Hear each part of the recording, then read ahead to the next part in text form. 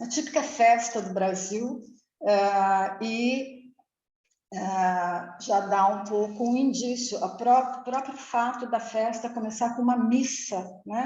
A foto célebre é de uma missa campal, então já mostra um pouco, né?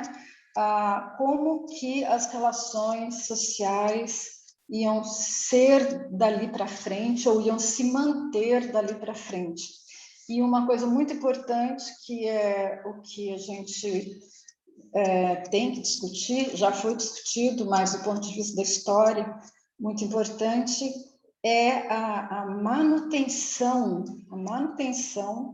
as tentativas, e bem-sucedidas, infelizmente, de manutenção das antigas identidades sociais. Então, apesar da emancipação, apesar de uma série de eventos e de situações bastante favoráveis à população alforriada, a manutenção das identidades sociais, das antigas identidades sociais da colônia e do império, ou seja, senhor de escravo e o ex-escravo, isso se mantém como que cristalizado, né, nas décadas seguintes. E esse é um tema sobre o qual a gente tem que refletir muito, né? Eu me adiantei, na verdade, antes de falar tudo isso que eu falei, eu gostaria de esclarecer, né, algumas questões. Primeira é a minha perspectiva, né? A perspectiva de mulher branca falando sobre a condição histórica imposta aos homens e mulheres negros ao longo de 4 séculos já, né? Eu considero o século XX também um século de outras formas de cativeiro, quase, né? E então eu me sinto, a minha empatia pelo tema vem desde o meu primeiro ano na faculdade, né? Desde quando eu entrei na faculdade, eu sempre tive muito interesse por história do Brasil, estudo a história do Brasil, colônia especificamente, há mais de 20 anos, e sempre, quando você estuda a história do Brasil colônia, quando o Brasil ainda não é um estado, muito menos uma nação ainda, você não tem como não abordar a escravidão, né? A escravidão ela é estruturante da colônia, como eu já falei no começo, né? Então, eu estou envolvida com a questão econômica, social, cultural da escravidão, desde a minha iniciação científica ainda na USP, como aluna, né? Eu estou envolvida com esse tema, então eu me sinto à vontade, entre aspas, né? Para falar enquanto pesquisadora, né? Então, é isso que eu queria dizer em primeiro lugar. Do meu lugar de fala. O meu lugar de fala é o da pesquisadora branca, né? Mas que debate com vários colegas, né, de outras etnias, não brancos, e que a gente, então, tenta, né? E eu, principalmente, através da educação, eu formo professores, né? Eu sou professora na licenciatura, então eu formo professores de história, uma disciplina que eu considero que a situação que nós vivemos hoje mostra muito sobre o problema da formação dos professores de ciências humanas no Brasil, né? Tudo que a gente está vivendo, esse quadro tenebroso que a gente está vivendo hoje, né? Do ponto de vista político, social, da saúde, então, né? Nem se fala. Eu atribuo muito aos problemas na formação dos professores de humanas, né? Então, a minha prática como professora e a minha prática como pesquisadora de Brasil Colônia, e especificamente sobre escravidão, elas são uma coisa só, né? Então, eu procuro levar para os meus cursos todas essas questões que eu verifiquei ao longo desses anos de pesquisa e tratando sempre pelo viés da cidadania. Cidadania entendida enquanto um conjunto de direitos civis básicos, né, de ir e vir, de vida, né, de vida mais básico de todos, né, de direito à educação, de direito à propriedade, de direito ao trabalho digno, né? Então, todos esses aspectos que eu estou falando agora, entrando já um pouquinho na minha fala, todos esses direitos foram excluídos à população cripta, né? Desde a colônia.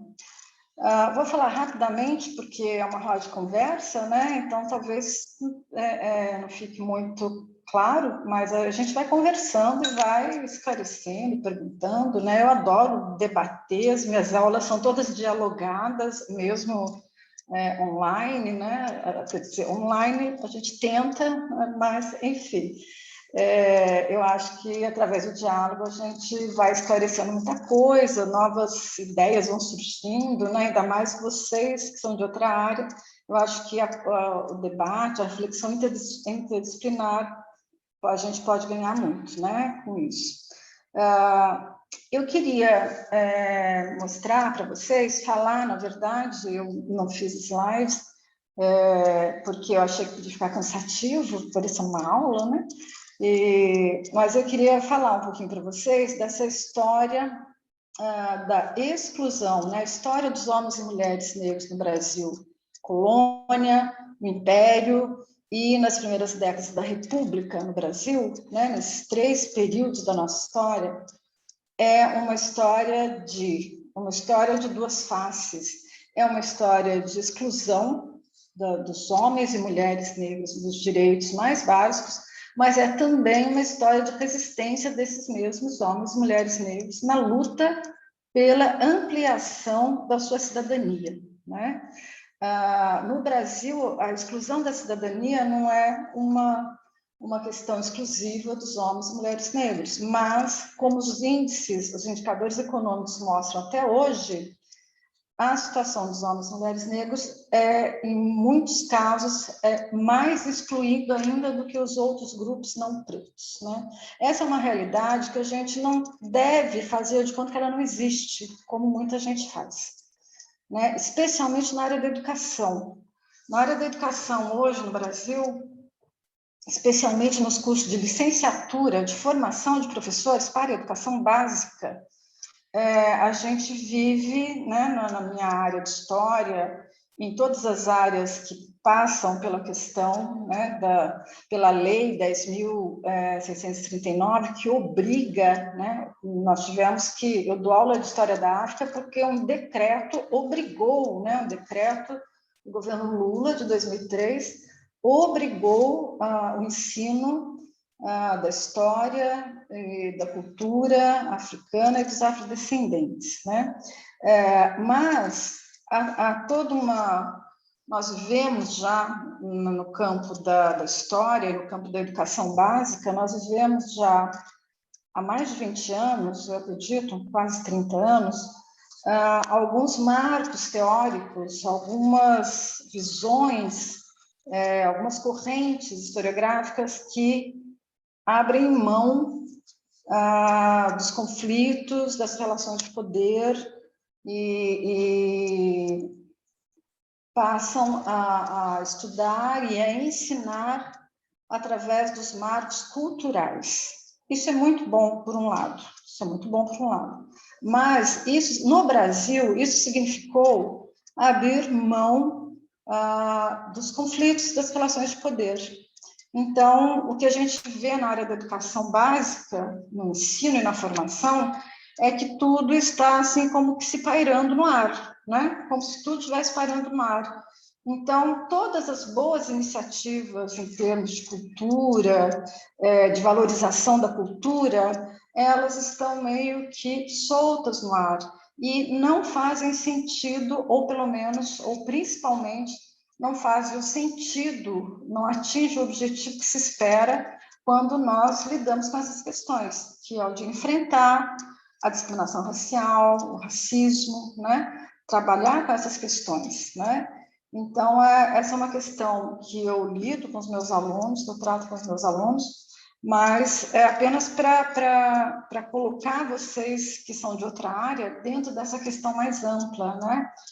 Como os marcos teóricos, um currículo específico pode, ao invés de colaborar no sentido de atingir um objetivo, ele pode muitas vezes prejudicar até, né? Com boas intenções, mas resulta num outro quadro, né?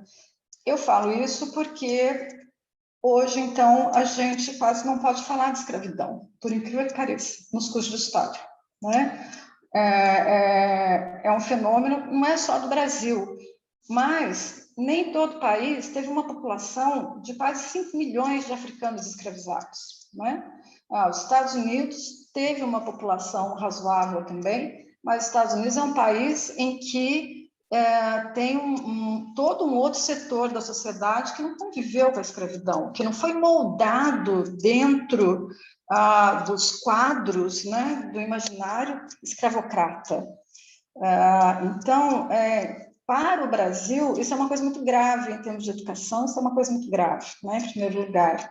Então, quando eu vou falar de escravidão, eu tenho que explicar isso, né? Peço desculpas por estar falando isso, mas eu tenho que falar, olha, eu vou falar de violência, sim, eu vou falar de maus tratos, sim, né? E depois nós vamos falar de congada, né? Mas antes eu vou falar ao que esses homens, mulheres, crianças foram submetidos durante séculos, né? Então, essa é uma questão epistemológica até nossa da área e que, infelizmente, não tem sido dada muita atenção. Então, eventos como esse é da maior importância, porque é um momento de trazer a público algo que está ficando esquecido, que, aliás, parece que é esse o projeto mesmo, né? Parece que é um projeto mesmo de invisibilidade da escravidão, né? Daqui a pouco, daqui a umas décadas, talvez, se a gente continuar assim, alguns alunos nem vão lembrar que no Brasil teve escravidão, né? E aí continuam as coisas pairando no ar, sem ninguém ter uma compreensão mais aprofundada, né? Então, para mim, é muito importante falar sobre tudo isso, porque, na verdade, a exclusão, existe uma história de exclusão, né? Desde a colônia, em que nem era uma sociedade de direitos, né? Mas em que, além da exploração, claro, econômica, física, sexual, a própria vida, né, do escravo, há toda uma repressão à cultura africana, né, que vai chegar até os nossos dias. Na colônia, na verdade, nos séculos da colônia, os 300 anos que o Brasil foi colônia, essa repressão cultural era até menor, por incrível que pareça, né? Essa repressão cultural, ela existia, claro, inclusive com a da igreja, né? Com a Inquisição, inclusive atuando aqui no Brasil, perseguindo aqueles que participavam de ritos afro-indígenas, né? O Brasil é uma maravilha, né, de trocas culturais, né? O Brasil colônia, onde conviviam indígenas, africanos e portugueses, há uma grande troca cultural, há uma circularidade cultural muito grande, né? E isso não passou batido pela igreja. Isso para a igreja era uma coisa demoníaca, né? Brancos, grandes senhores de engenhos, a elite baiana, por exemplo, né? Participando de rituais que, ao mesmo tempo, tinham elementos africanos e elementos indígenas, né? Os documentos da Inquisição mostram isso, né? E como isso foi reprimido. Mas nada se compara, na verdade, ao que vai acontecer nos séculos seguintes em termos de repressão à cultura africana no Brasil, né? Na colônia, talvez por causa da distância do centro de poder de Portugal, né? Na colônia, uma sociedade rural, absolutamente rural, ocorriam, né, essas trocas culturais com muita frequência. Então, manifestação cultural, por exemplo, da colônia africana, que é o calundu, talvez alguns conheçam, é todo um ritual, né, de cura, que envolve a possessão, a posse, e depois muitos elementos vão estar no candomblé depois, né? O calundu era frequentado, as mulheres negras que praticavam, que dominavam esse saber, elas eram procuradas, né, por senhores de engenho, por grandes proprietários de terras, para intervir, para buscar uma cura. Então, eram práticas que a igreja condenava, e a igreja era uma das grandes autoridades da colônia, mas que eram praticadas com frequência, né?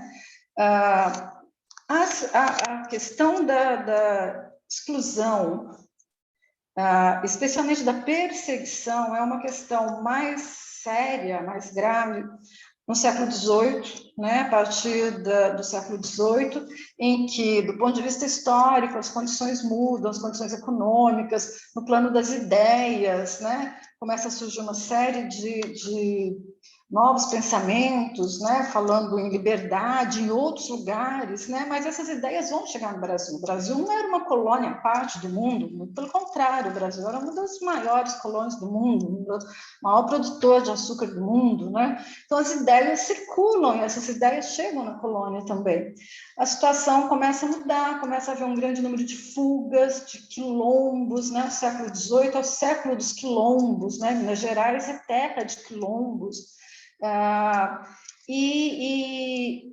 um momento de organização, né? É um momento em que o quilombo não é apenas um lugar de fuga, mas é um lugar onde a população escrava ainda estabelecia os seus laços, seus vínculos, uma coesão de grupo, né? Então, eram espaços de sociabilidade e de coesão do grupo muito importantes, e por isso foram fortemente reprimidos, foram destruídos, né? Fortemente reprimidos. Eles duravam pouco tempo, infelizmente, porque era uma ameaça muito grande à ordem, né? Então, na segunda metade do século XVIII, isso é muito comum. O final do século XVIII, começo do século XIX, é marcado por processos muito violentos envolvendo escravos.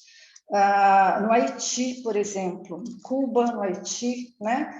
Os países que ainda tinham escravos eram o Brasil, Estados Unidos, Cuba, Haiti, algumas ilhas do Caribe ainda faziam uso de mão de obra escrava, né? Há uma revolução, que é uma revolução mesmo, no Haiti. O Haiti era uma colônia da França em que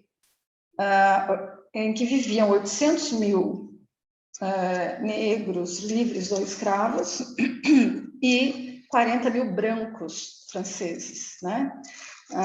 Então, nessa pequena ex-colônia da França, ocorre uma revolução violentíssima, né? Praticamente acaba com a população branca da ilha.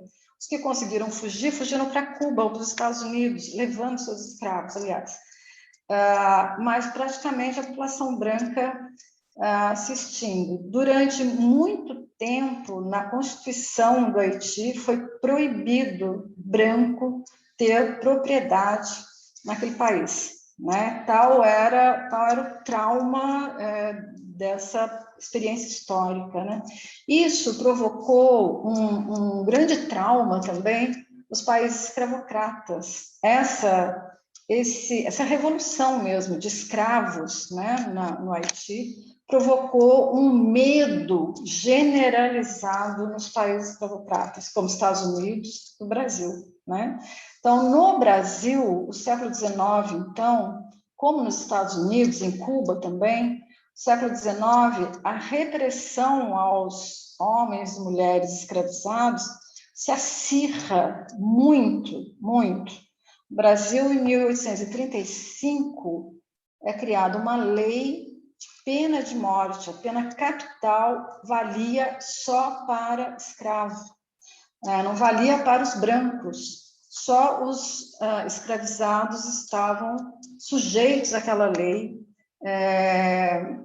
em caso de violência contra o seu senhor. Essa lei também, ela facilitou muito o procedimento jurídico para que ocorresse mais rápido mesmo, acontecesse mais rápido, né? Isso, quando a gente vê no contexto uma coisa dessas, é muito chocante, né? Uma punição, uma forma de punição capital que vale para um grupo étnico-social específico, né?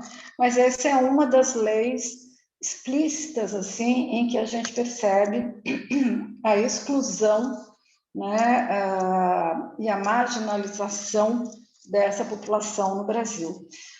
Eu já entrei no Império, mas o Império, né, quando o Brasil deixa de ser uma colônia e passa a ser um país independente, né, agora a população deixa de ser súdito do rei, embora tivesse um imperador, mas agora o Brasil era um país de cidadãos, né? Não era mais um país de súditos, ele era um país independente com uma constituição, era um país de cidadãos, né? E o Brasil mantém a escravidão, como os Estados Unidos, né? A experiência dos Estados Unidos é muito semelhante à do Brasil, do sul dos Estados Unidos, aliás, muito semelhante.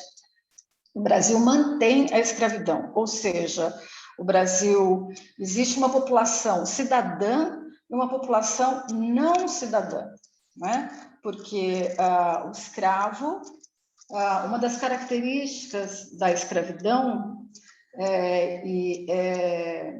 claro, todos sabem, o escravo ele é propriedade do seu senhor. Então, é como se ele fosse uma mercadoria. É claro que ele não é coisa, é claro que ele é protagonista da sua experiência, sempre que pode. Mas juridicamente, o escravo, ele não é livre e ele é visto por essa sociedade, inclusive do ponto da lei, como uma mercadoria.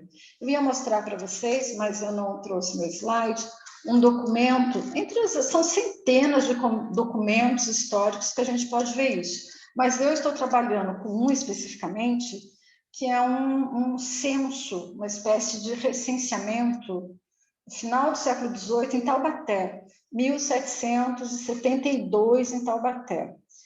E, como todo censo, ele pergunta o nome da pessoa, quantas pessoas moram na casa e os seus bens, né? Então, tem a coluna da pessoa, a coluna da idade e a coluna dos bens. É um documento fabuloso para a gente trabalhar a economia, a sociedade, ver a riqueza ou a pobreza daquela sociedade. É um documento fabuloso, tem 110 páginas.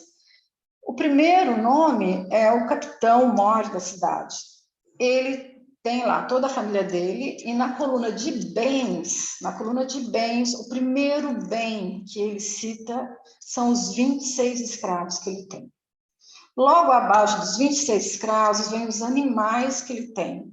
Tenho 20 vacas prenhes, tenho 10 cavalos, logo abaixo. Então, ele não vem na coluna onde estão arroladas as pessoas, né? Inventários e testamentos, a mesma coisa. Os inventários aparecem lá. Tenho uma casa, tenho não sei quantos mil em dívida com não sei quem, tenho 100 escravos, eu já vi um inventário que era um barão, tinha 100 escravos, tenho 100 escravos, 50 éguas, 50 vacas, né? Então, do ponto de vista da lei e do ponto de vista do imaginário dessa sociedade, imaginário coletivo dessa sociedade, vocês podem entender historicamente, né, a representação desse grupo social e a dificuldade de nós superarmos isso até hoje, né? Então, em primeiro lugar, isso a gente entende história como a desumanização do ser humano, né? A escravidão para nós é um processo de desumanização do ser humano. é um processo que não é à toa que o escravo era sempre um estrangeiro, né? Dificilmente, muito raramente, só quando a escravidão ficou muito capitalista mesmo ao longo dos séculos, a escravidão ela não se escraviza o mesmo, né? Já vou responder já, Joel, só um minutinho. Valia tanto quanto, né? Até o Joel está perguntando se o escravo valia mais que a terra. O escravo era uma fortuna, o escravo era uma fortuna. Um plantel de escravos, de 100 escravos, por exemplo, era uma das pessoas mais ricas do Brasil, que podia ter 100, 200, né? Aqui na região de Bananal, ali no Vale do Paraíba Fluminense, aquelas fazendas tinham 200 escravos, uma coisa assim inacreditável quase, né? E é um grande patrimônio, mas as terras também eram muito valorizadas. Ser proprietário de terras dava um sinal de distinção também, quem era proprietário de terras, né? Mas, voltando aqui, antes de responder para o Joel, eu vou procurar responder depois, tá, gente? Só para eu não me perder muito, porque eu falo demais, você já deve estar percebendo que eu falo muito. Falei que historiador falava muito. Mas, onde eu estava antes do Joel perguntar para mim, desculpa, professor, me escapou aqui agora. Eu estava falando... já lembrei, da desumanização. Esse documento, né? 100 escravos dentro dos seus bens.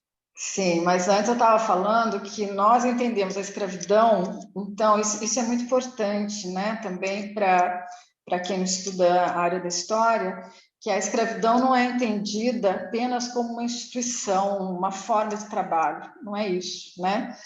A escravidão, especialmente a escravidão moderna, essa que nós estamos falando, que é dos séculos XVI, XVII, XVIII, a escravidão, ela não permite ao escravizado recuperar a sua condição de humano, como era antes do desenvolvimento capitalista do mundo capitalista mesmo, né? A gente pode falar em capitalismo a partir do século XVI já, né? Em uma forma de capitalismo. A escravidão na África e em outros lugares, ela permitia aos poucos que o escravizado adquirisse a sua condição de liberdade novamente, de várias maneiras, às vezes casando com alguém da família do próprio dono, às vezes trabalhando e comprando a sua liberdade. Então, era uma condição temporária em outras sociedades. A escravidão nas Américas, que a gente chama da escravidão moderna, ela não tem nada disso, né? Então, ela é esse processo de desumanização, de alienação, né? de separação de homens e mulheres com uma dada identidade social, né? Eles são arrancados da sua história, né? Para viver uma outra história em um país estrangeiro. Então, o escravo é sempre o outro, né? E isso é muito importante para a gente lembrar. A escravidão não é apenas uma forma de mão de obra, né? Como ela já até foi no passado, mas nesse período ela não é isso. Então, a gente entende esse processo como desumanização do ser humano. Ele vai recuperar isso, ele vai refazer os seus laços de solidariedade, a sua coesão, desde o navio negreiro em que ele é embarcado, mas com todos os problemas, obstáculos, e muitas vezes nem consegue, né? Então, essa já é um primeiro ponto assim, que eu queria destacar, como a gente entende, né, a escravidão. A escravidão também, só complementando isso, como eu já falei, ela não é apenas uma forma de mão de obra, né? O Brasil é uma sociedade escravista. O que significa isso? Significa muito mais do que a mão de obra principal ser escravizado. Significa toda uma colônia e um país depois estruturado em relações sociais desiguais, profundamente desiguais, em relações sociais hierarquizadas, em relações sociais de mando, né? De mando, que um tem poder sobre a vida e a morte do outro, né? Então, a gente, quando fala sobre essas questões, é preciso a gente ter no nosso universo esses aspectos, né, do que foi a escravidão. Escravidão, ainda que os homens e mulheres negros tivessem, a partir do século XVIII, tivessem algum espaço de troca e de negociação, né, isso não é a regra, isso não é a regra, essa é a exceção, né? Claro, é importantíssimo, aparece aí mais ainda o protagonismo desses homens e mulheres, mas essa não é a regra. E a gente percebe isso ao estudar a legislação do Império e a legislação da República. Por incrível que pareça, no Brasil, quando o Brasil se torna república, as condições são piores ainda, talvez, né? Acho que a gente pode falar assim. Ainda no Império, né, há que se destacar, ainda mais hoje, claro, o grande movimento, eu vejo como um movimento social, né, o movimento dos abolicionistas, não apenas os abolicionistas célebres, né, mas eu quero destacar principalmente a própria luta dos escravos e de libertos pela emancipação dos outros que ainda estavam escravizados, né? Quero destacar hoje o nome de um grande personagem do Império, que é o Luiz da Gama. Luiz da Gama era um negro alforriado, que foi autodidata em direito, e a partir daí ele cuidou da alforria, tratou da alforria de centenas de escravos, inclusive aqui na região do Vale do Paraíba, e conseguiu a libertação de centenas de escravos, né? É um grande nome e pouco conhecido fora das academias, né? Que a gente, acho que até está nos livros didáticos, mas aquilo para constar, né? É importante conhecer essa luta dos próprios ex-escravos, né, libertos pela libertação dos escravizados. Luiz da Gama. Tem uma professora da Unifesp, professora Lígia Ferreira, que é de letras, mas ela é especialista na obra do Luiz da Gama. A grande especialista no Brasil, talvez, sobre o Luiz da Gama, além de na Unicamp. A Unicamp é um grande centro de estudos da escravidão, é resistente ainda hoje, porque a USP migrou para outras questões, mas a Unicamp tem um grande centro de pesquisa sobre escravidão, e lá também tem trabalhos importantíssimos sobre, sim, a mãe dele, Luísa. A mãe dele, Luísa, é uma polêmica, aliás, eu não vi o nome de quem falou, mas a professora Lígia Ferreira, ela põe em dúvida, ela que é quem se debruçou sobre os documentos do Luiz da Gama, ela questiona um pouco a história da mãe do Luiz da Gama. Mas aí é uma outra história, né? Importante é a obra do Luiz da Gama com a mãe dele, o Arthur que falou, né, sobre a mãe. Leia a professora Lígia Ferreira. Essa semana mesmo no meu Facebook eu pus um artigo dela que descobriu uma série de coisas a mais ainda do que ela já sabia sobre Luiz da Gama. Mas voltando então, o Império, então, é esse período da história em que nós viramos cidadãos, né? E aqueles cidadãos com uma cidadania muito precária, mas ainda assim com alguns direitos. A manutenção da escravidão no Brasil Império significou a exclusão, então, de toda essa população escravizada dos direitos mais básicos, né? Na República, né, na nossa história republicana, que é recente até ainda, né, essas questões vão permanecer. A abolição, ela representou, de fato, a vitória dos movimentos abolicionistas, que envolveram, então, Rio de Janeiro, São Paulo, né, os profissionais liberais, intelectuais, libertos, né, ex-escravos e escravos também nessa luta. Mas, ao contrário dos Estados Unidos, onde a abolição foi só o começo de uma história, aqui no Brasil, a história acabou aí, praticamente, né? Nos Estados Unidos, houve todo um projeto de criar escolas, alfabetizar os escravos. A educação sempre foi negada aos escravizados no Império. Quando, lá na década de 1870, começa a se pensar em educação para os escravizados, criam-se condições que são absolutamente impossíveis para eles frequentarem uma escola, por exemplo, à noite, né? Depois de um dia trabalhando na cidade ou no campo, né? De sol a sol. Então, na prática, mesmo quando já adiantado lá no século XIX, quando se fala em educação para os escravizados, ela na prática não funciona.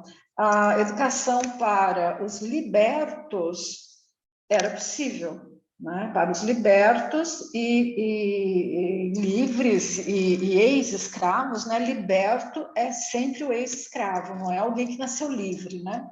Então, a educação para eles era possível, muito precária, mas era possível. Para os escravizados, não. Né? Então, a abolição, quando ela acontece, ou a emancipação, quando ela acontece, é um momento de grande expectativa para todos. É um momento da maior importância também, porque vai refletir sobre a vida de toda a sociedade brasileira, tanto dos ex-escravos, homens e mulheres, como da população branca, como dos ex-senhores de escravos, né? Vai ter repercussões na vida de todos. Então, é um momento da maior importância. Hoje, a historiografia, ela pesquisa sobre a situação dos homens e mulheres negros após a abolição, ela é muito recente do ponto de vista da história. Porque, no começo do século XX, do ponto de vista histórico, não existia mais a escravidão. Então, não existia mais aqueles homens e mulheres. Eles foram invisibilizados enquanto sujeitos da história a partir na historiografia do século XX, até 1950, mais ou menos. Ele é reabilitado pela historiografia graças aos processos de independência da África, né? Como as coisas são importantes, estão ligadas, né? Os processos de independência na África levaram a um movimento de pesquisa sobre a história da África e dos africanos em todo o mundo, né? Patrocinado pela Unesco, a Unesco que patrocinou isso. Por quê? Porque você era, por exemplo, de Camarões, que foi uma colônia francesa. Os camaronenses, que a gente está acostumado a ver na Copa do Mundo, os camaronenses, eles estudavam a história da França, eles não estudavam a história da região deles. Para eles, a capital deles era Paris. E a história do rei lá da Idade Média era uma história dele, né? Claro que não era, né? Claro que no sistema de colônias aconteceu isso, né? Então, quando as colônias se tornam independentes, elas se tornam independentes não só do ponto de vista político, mas elas vão promover também a sua emancipação da história, da colonização da história, né? E vão escrever a sua própria história. Esse projeto é patrocinado pela Unesco na década de 50 e envolve todos os países que tiveram escravizados. Aí, no Brasil, quem é responsável por isso é o grande Florestan Fernandes. Florestan Fernandes e Roger Bastide vão liderar uma equipe que vai pesquisar no Brasil a história nos anos 50. Então, ainda tinha descendentes jovens de escravos, vivos ainda, né? Eles vão pesquisar no Brasil a inserção dos negros na sociedade de classes. Esse é o nome do livro deles, a inserção dos negros na sociedade de classes. É um marco na pesquisa sociológica, porque embora criticado hoje, porque outros trabalhos mostraram outras coisas, mas Florestan foi um dos primeiros a mostrar que aquela população, após a abolição, aquela população ficou desamparada, né? Ficou sem ter por onde começar e teve que assumir tudo aquilo que todos aqueles tipos de trabalho, por exemplo, em relação ao trabalho, todos aqueles tipos de trabalho que ninguém queria fazer, ninguém ia fazer, esses trabalhos, então, os homens e mulheres negros assumiam esses trabalhos. Esses trabalhos ficaram conhecidos como serviço de negro, né? Termo que muitas gerações depois vai ser usado de forma pejorativa. Vocês são jovens, vocês provavelmente nunca ouviram isso, nem o professor talvez, mas na minha infância eu ouvia esse tipo de coisa de maneira pejorativa. O Arthur está falando que já, provavelmente com esse sentido, né, Arthur? Infelizmente mesmo, pelo menos no discurso hoje, a avó da Lara fala isso ainda, né? Então, os mais antigos falam mesmo. Por quê? Porque era comum, muito comum. Eu hoje me lembro, eu falo, meu Deus, como as pessoas falavam assim com essa naturalidade, né? E outros davam risada. Muito triste isso, porque eram aqueles serviços que ninguém gostaria de fazer aos homens e mulheres negros, então assumiam. Então era uma condição extremamente precária a do trabalhador, né? A questão do trabalho desses homens. Amanhã é dia de preto, a Lara está falando. Ou amanhã é dia de preto, quando a semana vai começar. Olha só, como o brasileiro naturaliza, né, a associação do preto com algo negativo, né? Isso está naturalizado no imaginário coletivo do brasileiro, né? Hoje, nós trabalhamos muito isso. Vocês, jovens, têm uma outra mentalidade.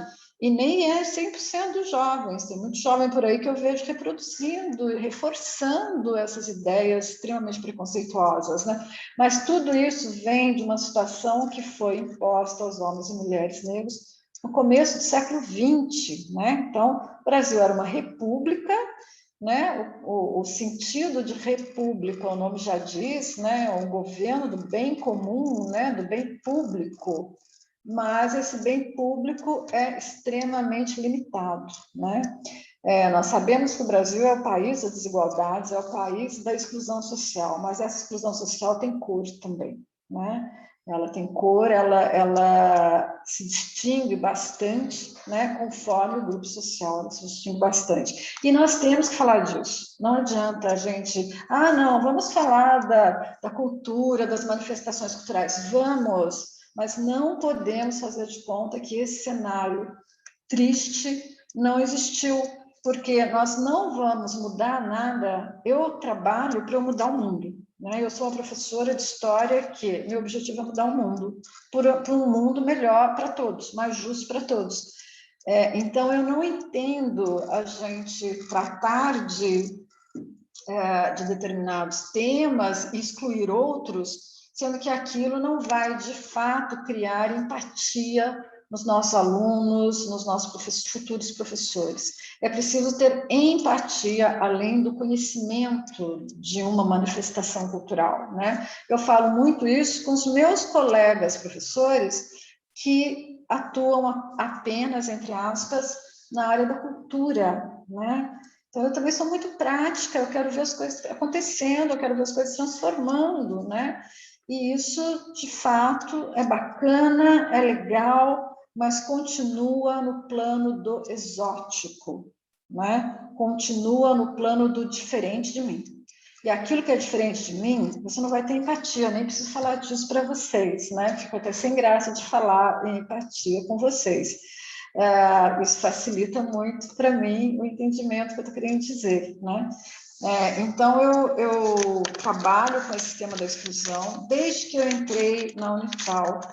Todo ano, pelo menos, eu tenho 2 TCCs sobre esse tema, né? O primeiro TCC que eu orientei 14 anos atrás na Unital era exatamente isso, foi uma troca magnífica, eu e minha aluna, Minha aluna era uma aluna negra que sofria preconceito na sala de aula no curso de História pelo professor, por um professor de História. O professor já morreu, enfim, está acertando as contas dele em algum lugar.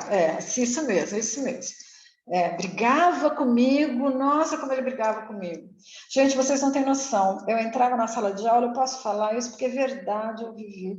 Eu entrava na sala de aula, ele chegava na minha sala brincando e falava assim, você vai dar aula de história da África? A África não tem história, os africanos estão em cima da árvore ainda. Ele falava assim para os meus alunos, isso há 14 anos atrás. Então, assim, toda a aula minha, e ele tinha um capital simbólico muito grande, ele seduzia os alunos. Então, toda a aula minha era uma luta para eu desconstruir aquela ideia que aquele professor de brincadeira ia lá, falava, mas ficava. Era o que ficava no final da minha aula, era o que ficava. Aquilo era uma frustração enorme para mim. Passei anos vendo como mudar isso. No fim, ele acabou me respeitando, não fazia mais isso. Depois de uns 3 anos, mais ou menos, ele não fazia mais isso. Mas a gente, então, se depara com isso em todas as esferas, né? Na educação, é uma das áreas em que acontece muito isso. Não acontece só comigo, não. Na educação básica, isso é muito comum também. Então, eu quero dizer, assim, que voltando, né? Desculpa, eu estou falando demais, professor. Podia ter me cortado já, professor. Desculpa, eu já estou falando 1 hora. Eu vou encerrar, professor. Já vou encerrar. Imagina, estamos aprendendo. Não, imagina. Estou só aqui quase que desabafando. Toda essa história da exclusão é extremamente violenta, essa história da exclusão dos homens e mulheres negras dos direitos mais básicos, a educação, a propriedade, né? A Júlia está perguntando se pode questionar se a escravidão foi realmente abolida, né? Pode se questionar realmente, né? Hoje nós temos outras formas de escravidão, né? O capitalismo, ele permite tudo isso, né? Que a gente nem perceba que a gente está sendo escravizado, que a gente, né, adora o que faça e nem perceba, né? Com muito prazer é escravizado, com muito prazer, né? Mas lembrando que a minha situação, por exemplo, né, mesmo que eu seja escravizada pelo meu trabalho, a minha situação é de privilégio ainda perto do que homens e mulheres negros viveram ao longo da sua história, né?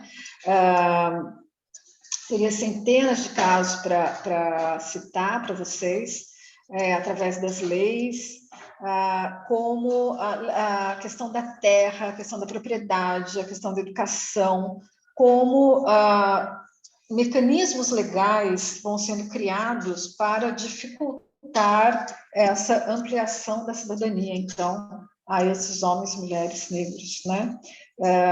Alguém pode falar, mas não é uma questão de cor, é uma questão de classe. Não é só isso, né? O preconceito, a questão do preconceito, ela tem uma participação, ela é um elemento muito importante nessa questão. Nós não podemos deixar de lado esse elemento, toda essa história, né? Então, só para a gente terminar, o pós-abolição significou que homens e mulheres negros tiveram, em primeiro lugar, a mudança na lei de terras que acontece em 1890, vai fazer com que esses homens e mulheres não tenham de jeito nenhum acesso à terra. A lei de terra do século XIX já era extremamente perversa, porque era uma lei que, ao contrário de distribuir a terra, concentrava a terra ainda mais nas mãos dos proprietários de terra, por causa dos mecanismos colocados na lei, tipo, você tem que medir as suas terras, e isso com um profissional. Quem poderia fazer isso? Só alguém que fosse um grande proprietário de terras teria acesso, em 1850, a uma coisa dessas. Em 1890, uma nova lei de terras vai fazer com que surja um comércio, compra e venda de terras no Brasil. Mas os empecilhos os empecilhos e os mecanismos da lei vão fazer com que se torne totalmente impeditivo aos homens e mulheres alforriados, recém-alforriados. O que vai acontecer é que esses homens e mulheres saem da escravidão e muitos vão ter que voltar a viver com os seus ex-senhores, porque não tem onde viver. Isso faz com que uma elite branca pense que, olha, como eles gostavam de morar aqui, eles voltaram a viver aqui, como o senhor de escravos era bonzinho. Isso é uma ideologia, isso é uma enganação. Na verdade, a lei de terra impedia que as terras mudassem de mãos e impedia que, mesmo que ele conseguisse uma maneira de adquirir terras, ele não tinha terras circulando, porque elas não trocavam de mão, quase, né? E o Brasil não é um país de pequenas propriedades, como é o norte dos Estados Unidos, por exemplo, né? Então, é uma situação de extrema exclusão das famílias, das mulheres e homens sozinhos ou em famílias, de grande mobilidade. Eles tinham que morar uma hora em um lugar, mudar para outro, mudar para outro, mudar para outro, assim, como se fossem nômades quase, né? Isto que é uma coisa, que é uma condição imposta a eles, vai ser, claro, visto de uma outra forma, vai ser visto como uma falta de não cria raízes em lugar nenhum. Olha, vive de léu em léu, andando por aí, né? Não vai ser interpretada, claro, por uma elite branca, e nem mesmo pela população branca comum, como uma consequência de toda uma condição histórica, né? Daí eles migram para as grandes cidades. E nas grandes cidades a situação torna-se pior ainda, né? Porque nas grandes cidades eles vão encontrar outros grupos de trabalhadores e vão ser rivais, vão disputar o trabalho, os postos de trabalho nas grandes cidades. E vão ser quase sempre excluídos disso também, né? Nas grandes cidades, no começo do século XX, a população negra era obrigada a aceitar os trabalhos quando havia greve, as grandes greves que aconteceram em São Paulo, Rio de Janeiro, no começo do século XX, os donos das empresas iam onde vivia a população negra desempregada e levava, eles eram chamados de fura-greves, ainda eles adquiriam assim um ódio por parte dos trabalhadores que estavam em greve, né? As mulheres que passaram a se prostituir para poder criar um filho, para poder levar alimento para sua casa, em pouco tempo a sociedade vai inverter isso também, vai falar que não, ela tem a tendência a isso, e nunca que é uma causa histórica, né? Que é uma exclusão histórica. Tudo isso, ao longo do século XX, quem vai... No pós-abolição, são muito importantes as lutas dos movimentos negros no pós-abolição, e muito pouco conhecido no Brasil. Algumas pessoas conhecem mais a história dos movimentos negros nos Estados Unidos do que no Brasil, né?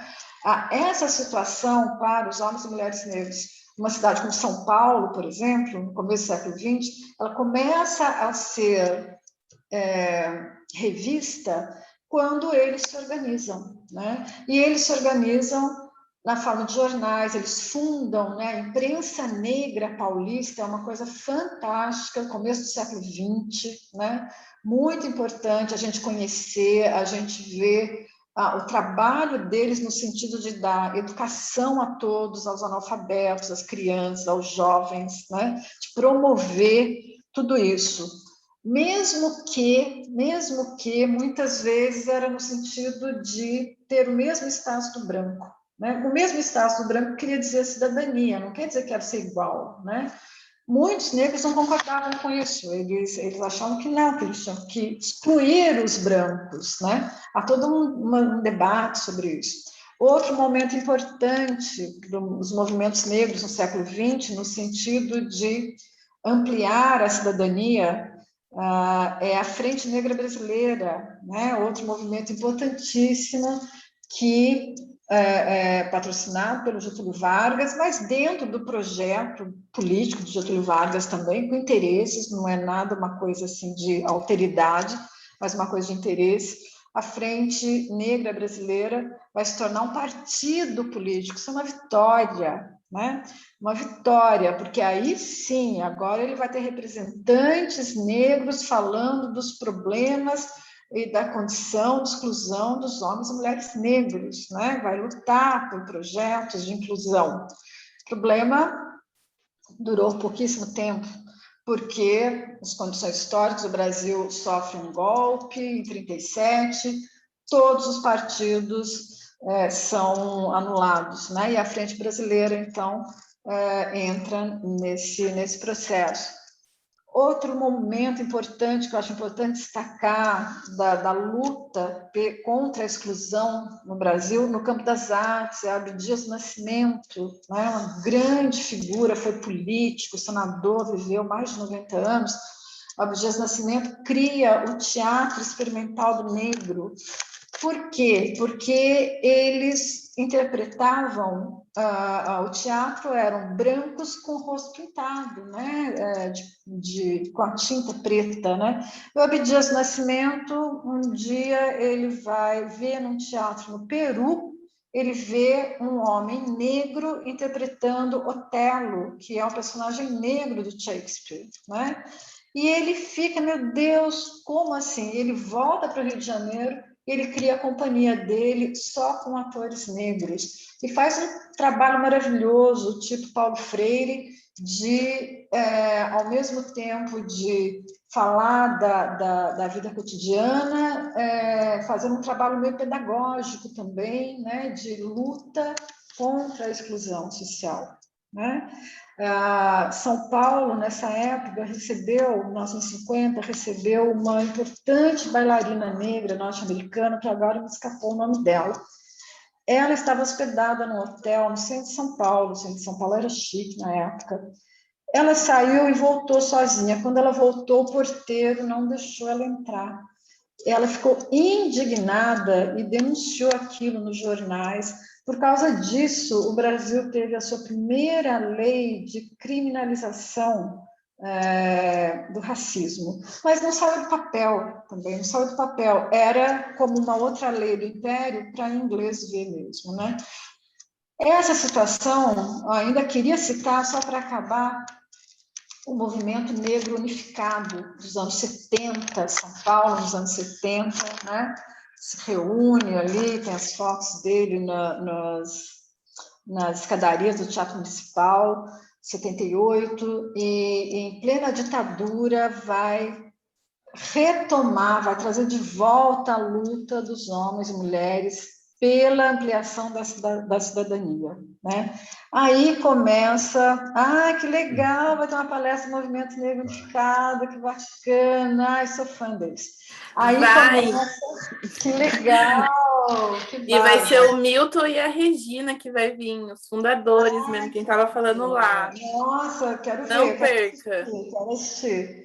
O Movimento Negro Unificado é importantíssimo, porque toda a luta que vem depois, no período de redemocratização do Brasil, tem sua origem lá, né? Tudo que vai estar na Constituição de 1988, todas as reivindicações, as lutas vão estar presentes lá depois, e mais para frente ainda, né? A gente pode chegar até os anos 2000, com toda uma série de órgãos que foram criados, né, para o combate à discriminação racial, que hoje tudo foi desmontado. Foi com grande dor no coração quando eu vi tudo isso começar a ser desmontado. A CEPIR, a Secretaria das Relações Sociais, foi com grande tristeza que eu vi tudo isso. Então, assim, nós voltamos mais ou menos uns 30 anos atrás, que a gente estava, sabe, há uns 20, pelo menos, anos atrás, em relação a as políticas públicas, a pesquisa, né? Não tem nem como a gente falar sobre... Eu não consigo imaginar hoje um país que não tem políticas públicas de combate à discriminação racial. Esse é o Brasil hoje, com problemas tão graves, né? E até ia mostrar os números, mas nem vou mostrar, mas só vocês devem saber, mas só para reforçar, No Brasil, 75% dos homicídios são de negros, né? É um número absurdo. 75% dos crimes são cometidos contra homens e mulheres negros, né? Os números da educação também, da educação básica, é um pouquinho melhor, porque o Brasil universalizou a educação básica, né? Hoje, 99% das crianças estão na escola. Então, na educação básica, a situação é um pouco melhor, mas no ensino médio, no ensino superior, os números de alunos, né, que frequentam e não abandonam o curso superior ainda é muito baixo, 25% apenas dos jovens dos estudantes de universidades, né? Então, os indicadores econômicos mostram, eles mostram, a população brasileira não quer ver, né? Não é à toa que nós vivemos esse negacionismo da pesquisa, e negacionismo das estatísticas. Estatísticas é tudo para a gente criar políticas públicas. Como é que você sabe aonde que você vai agir, né? Então, esse projeto que a gente está vivendo, que é por trás desse negacionismo, que é até engraçado às vezes, né? Se não fosse trágico, na verdade, há aí um projeto, novamente, de invisibilização de todos esses problemas. É como se você não vê, você não fica sabendo, você não cria empatia por aquilo, né? Então, a gente precisa estar muito atenta e trazer tudo isso à luz, né? Mostrar isso, mostrar esses números e falar, olha, não é natural, nada é natural, não existe isso de 75% da população negra é morta nos últimos 10 anos, não existe isso de os índices de homicídio da população negra aumentam, enquanto que o da população branca diminui. O que explica isso? A história explica isso. A história de exclusão explica isso. Por isso eu fiquei muito feliz de falar para vocês. Eu peço desculpas, eu falei demais. Eu sou muito empolgada, muito entusiasta da história. Quero pedir desculpas aos ouvintes. Mas é isso, nós temos aí um campo de luta muito importante por questões de dignidade humana mesmo, né? Tá bom, gente? É isso. Muito obrigada por me ouvirem e pela paciência. Muitíssimo obrigada. Professora, muito bom, nós estamos aprendendo. Imagina, professor. Eu pensei em fazer o seguinte, se todo mundo concordar, eu pensei em duas questões assim que eu gostaria de aproveitar o conhecimento da senhora, a história, sobre alguns mitos e sobre alguns personagens. Mitos, por exemplo, quando eu estudava no primeiro grau, ainda era na ditadura militar, né? Havia uma ideia de que esse é um dos mitos. O índio não se prestou à escravidão, né? E o negro sim. Sim. Né? Isso era o governo militar lá na época que a gente era aluno no fundamental, né? Isso mais uma vez leva ao que tipo de ideia, né, de ideologia, né? Que o índio era, vamos dizer, rebelde e o escravizado africano não, né? Esse é um mito. Outro, se a senhora quiser comentar, né? A questão... a história da escravidão moderna. A senhora apontou algo assim que eu estou escrevendo um artigo e por acaso, quer dizer, não é por acaso, porque estou falando de história também, como o mundo moderno é um mundo de escravidão, né?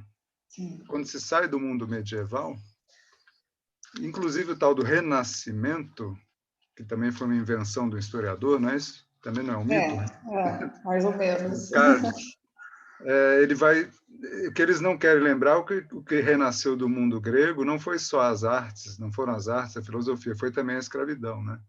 Sim. Mas dessa vez os povos europeus estavam escravizando os africanos, os indígenas, né? Quer dizer, o catolicismo funcionou para tirar a escravidão de dentro da Europa, mas até talvez tenha funcionado para exportar, né, a escravidão, até como justificativa, uma suposta justificativa da maldição de Cã, né? Sim, é isso mesmo, a desculpa. E então esse é outro mito. E os personagens, professora, que eu gostaria que a senhora pudesse comentar, são, primeiro, o Rui Barbosa, se ele realmente mandou queimar os arquivos. Sim, sim. E depois o Gilberto Freire. Ele fez Grande um serviço para nós, com sua Casa Grande Senzala. E só para eu completar, eu vou ler um trecho aqui de outro Gilberto, muito amado, Gilberto Gil, né? Amado mesmo. Ok. Ele diz assim, porque outro mito de que o racismo era brando no Brasil, os senhores eram bondosos com seus escravizados, né? Aí o Gilberto Gil, né, numa canção, acho que de 2019, ele diz assim, que o nobre mesmo, amava os seus, prezava mais o zelo e a compaixão, tratava seu vassalo com afeição, a mesma que pelo cão e o cavalo. É isso mesmo. Então, Sempre genial. Sempre genial, Gilberto Gil. Só começar pela história do índio, hoje mesmo, do indígena. Hoje mesmo estava falando sobre isso com um colega. Sim, essa ideia ainda, muita gente ainda acredita nisso, né? Um mito que não é tão trabalhado na sua desconstrução como toda a história que envolve a escravidão, né? A gente precisa trabalhar mais ainda a história indígena. Embora haja grande interesse por parte dos alunos, mais do que pela escravidão até, essa é uma ideia difícil mesmo de desconstruir. Mas, claro que isso é uma ideologia que foi vendida e foi comprada, né? Porque tratava-se de justificar a mão de obra escravizada africana, né? A mão de obra escravizada africana, além de construir o Brasil, o próprio comércio de escravos gerou receitas fabulosas, né? Maior até do que o período da mineração oficial, né? Porque tinha muito contrabando, mas então a questão econômica aí vai ajudar a legitimar essa falsa ideia de que os indígenas não eram aptos ao trabalho na agricultura. Isso, hoje eu trato disso na minha tese de doutorado, aliás. Meu segundo capítulo é só sobre a população indígena, eu estudo, nem falei, aliás, desculpa, professora, eu sou muito informal, assim, para essas coisas, mas na minha tese de doutorado eu estudo a ocupação e a colonização do sertão da Bahia no século XVII. Meu interesse era a questão de terras mesmo, era a ocupação das terras. E há toda uma população indígena que vive no interior desse território e que vai perder suas terras para o avanço da colonização, né? Então, eu trato disso no meu segundo capítulo, que é sobre população indígena. Essa, então, é uma ideologia muito bem sucedida do ponto de vista, né, enquanto ideologia, mas que serviu para legitimar, tanto na época como na historiografia, né, legitimar o tráfico de escravos, que era uma atividade econômica extremamente importante. Ainda que a igreja tenha ajudado a legitimar o tráfico de escravos também, né? O próprio Padre Vieira, né, que é o maior orador que a gente tem na história do Brasil, Padre Vieira falava que a escravidão era para os africanos uma espécie de purgatório, né? Era um purgatório dos escravos. E ele é tão genial no seu pensamento, na sua construção, que ele fala que ali o engenho, as caldeiras onde fervia o açúcar, servia para ele purgar todos os pecados dele, né, da África, seus ritos e da sua religião africana, e que a escravidão, então, na verdade, era um passo em direção aos céus, né?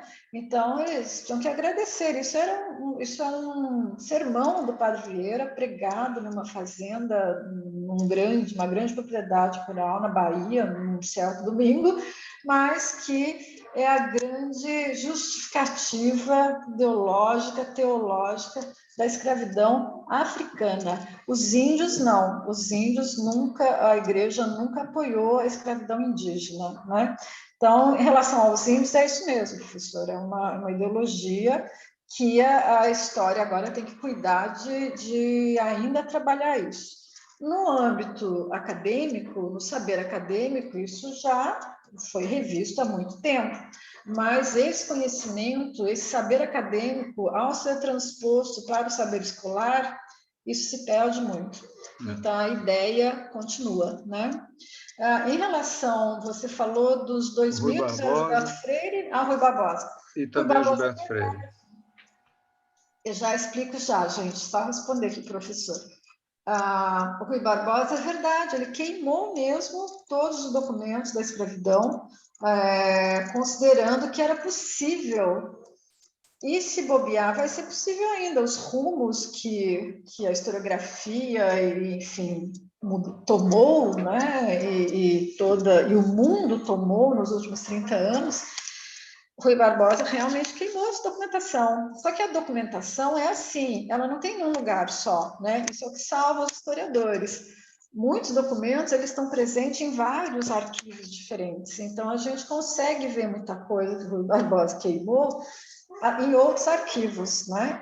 No Arquivo Nacional, nos arquivos regionais, em cada estado, né? Uma vastíssima documentação a ser pesquisada ainda. Mas ele de fato queimou mesmo isso, como uma forma, como se fosse possível, né, tirar a instituição da nossa história e tudo o que ela significou, né?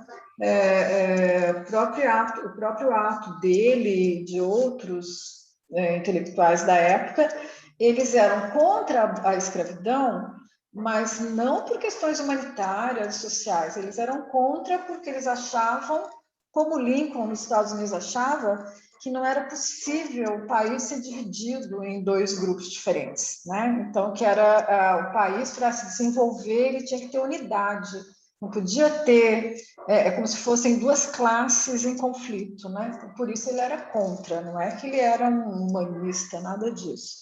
Ele realmente queimou meu estudo. Mas isso não impediu a gente de escrever história. E o outro mito, esse é um mito terrível também, que teve muito sucesso, que é o da democracia racial de Gilberto Freire, né?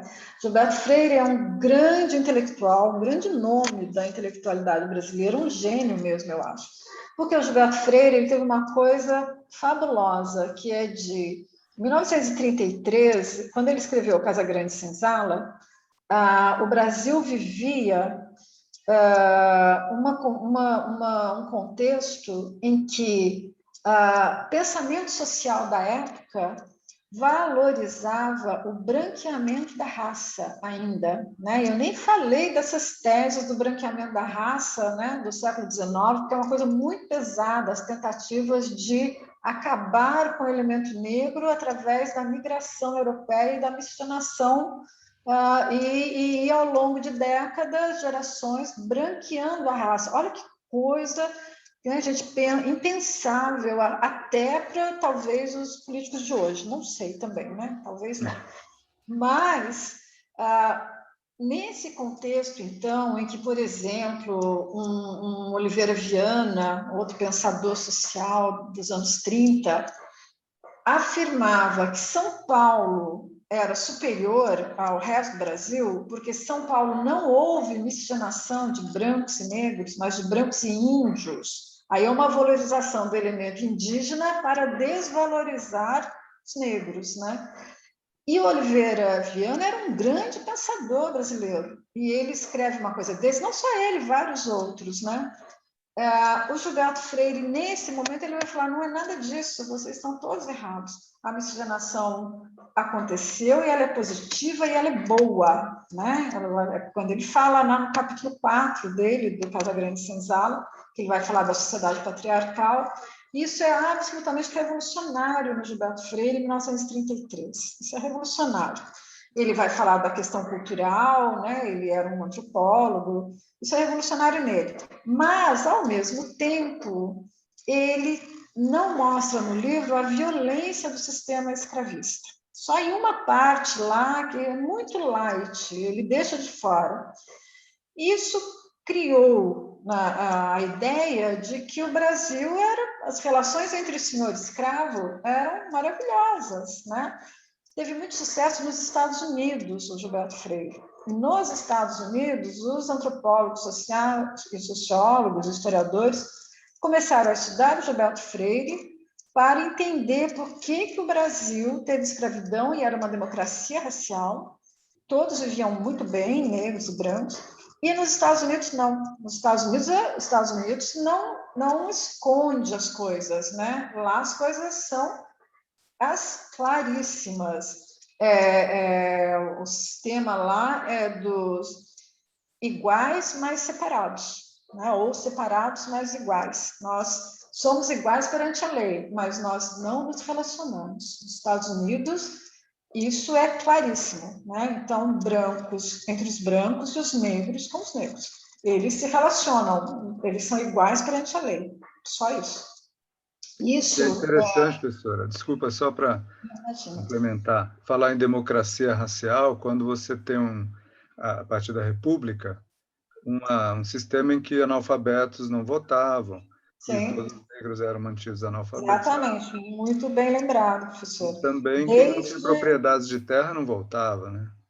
Não, a propriedade de terras é uma questão importantíssima para a gente ver a exclusão social. No Brasil, nos Estados Unidos, que eles não são hipócritas, não é um racismo velado como é do Brasil, o racismo é explícito, não que isso seja bom, claro, mas nos Estados Unidos está claro, quando um ex-escravo tentou comprar uma propriedade durante a escravidão ainda existia, mas ele já era ex-escravo, ele foi alforriado, ele não conseguiu comprar terras.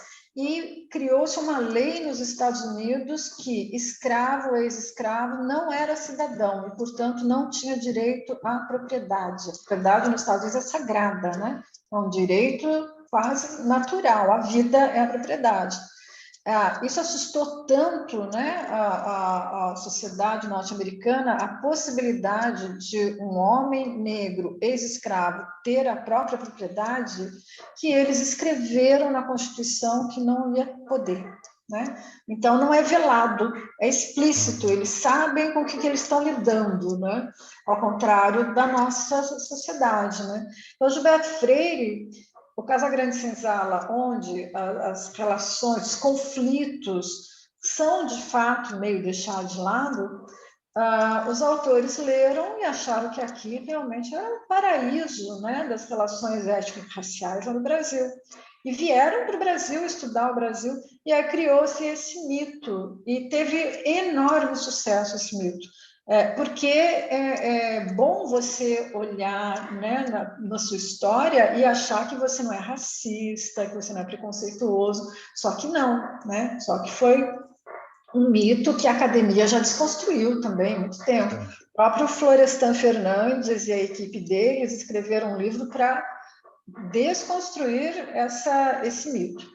Mas ainda é aquilo que teve um sucesso tão grande que ainda no senso comum a gente vê ecos disso no senso comum, quando as pessoas falam, não, mas isso, você está querendo brigar, não é nada disso, não tem nada, não, você que está vendo coisa onde não tem, né? Então, a sociedade é avessa, né? A sociedade brasileira é avessa aos problemas, e porque é fácil, né, fazer de conta que...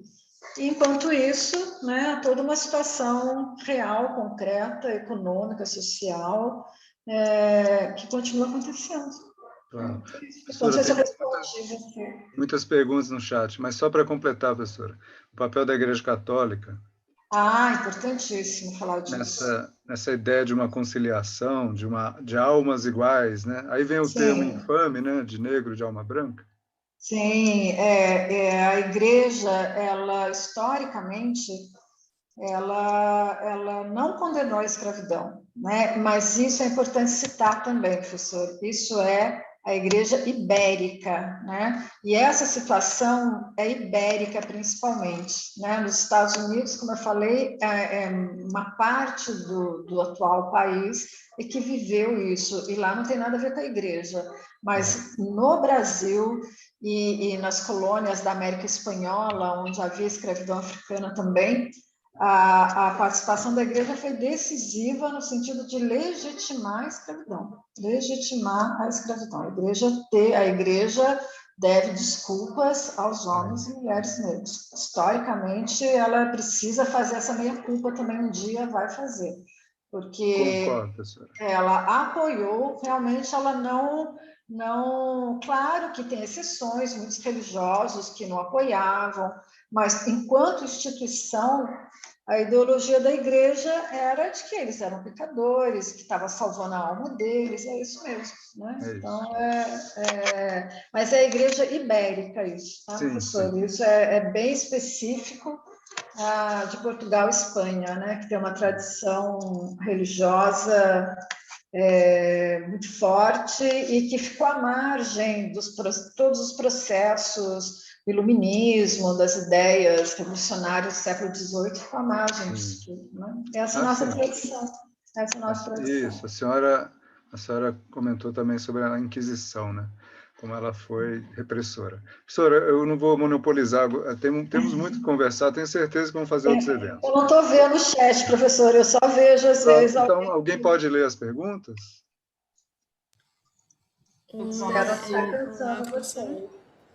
Você quer ler, Rebeca? Pode. Eu ia comentar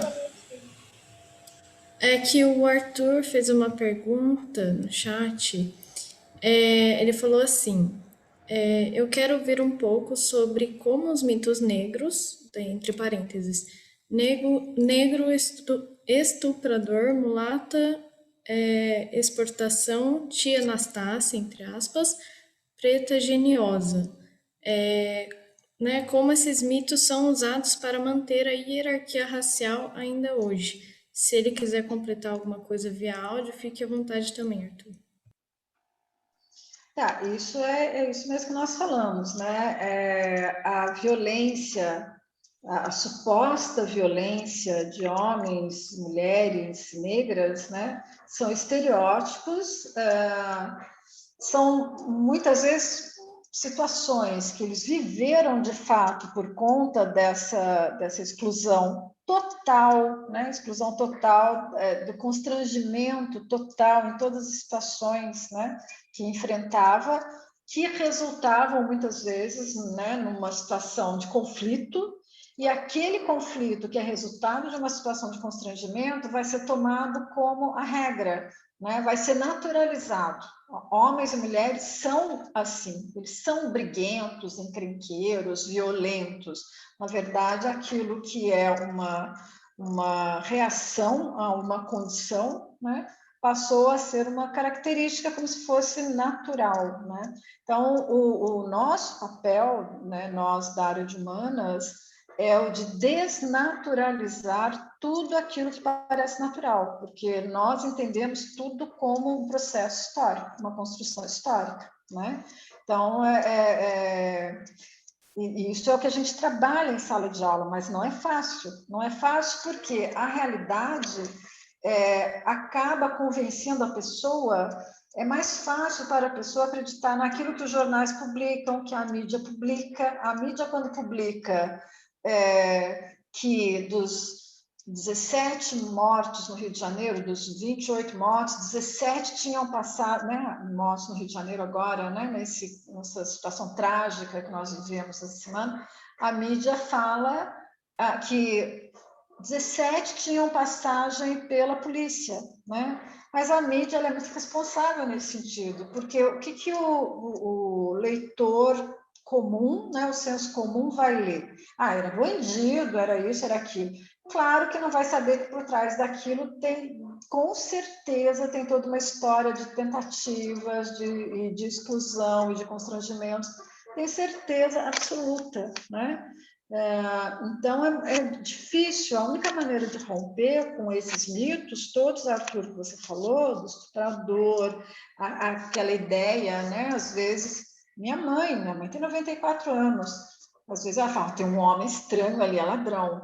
A minha rua, aqui onde eu moro, no centro de Taubaté, nós temos esse serviço da polícia de monitoramento via WhatsApp. Vocês não têm noção das coisas que eu vejo, gente. O Estado não precisa policiar mais nada, porque a sociedade está policiando, né? Os meus vizinhos ficam policiando a rua, porque todos têm câmera, e aí fala, ó, tem uma pessoa estranha ali. Eu vou ver o estranho, eu já vou, deixa eu ver quem é o estranho. O estranho é um jovem, normalmente é jovem, normalmente é negro, ele está com uma blusa de capuz, e ele está no celular e tá ali. Não, tem alguém estranho ali. Uma vez eu entrei e falei, nossa, parece que eu conheço, parece que é um aluno meu. Eu falo assim para provocar às vezes. Então, as coisas estão cada vez pior. Esses mitos, eles estão cada vez mais cristalizados, né? E a gente precisa lidar com isso. A única maneira de lidar com isso, Arthur, é na educação, né? Na minha área, eu luto muito contra isso, porque eu trabalho com jovens extremamente preconceituosos, né? Que é muito triste ver jovem preconceituoso estudando história, mas tem. Ele vai fazer história não para mudar o mundo, mas para conservar o mundo exatamente do jeito que ele é hoje, bem desigual, né? Bem injusto, bem desigual. A educação em todos os sentidos, né? A formação, em todos os momentos possíveis de formação, eu acho que a gente tem que trabalhar tudo isso, né?